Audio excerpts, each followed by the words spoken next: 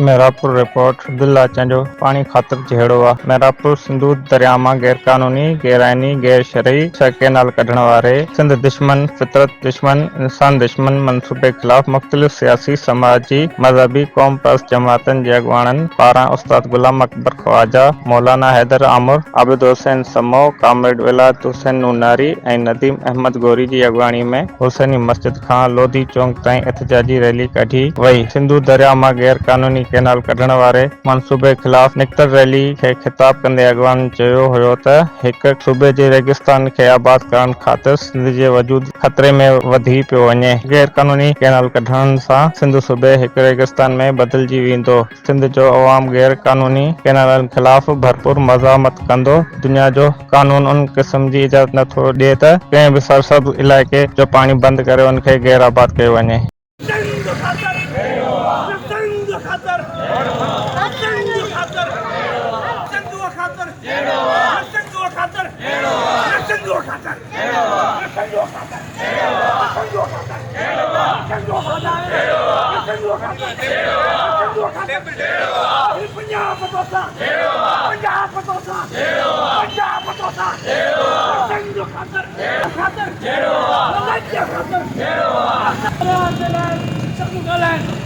अगर पानी न हूंदो असां कुझु न आहियूं।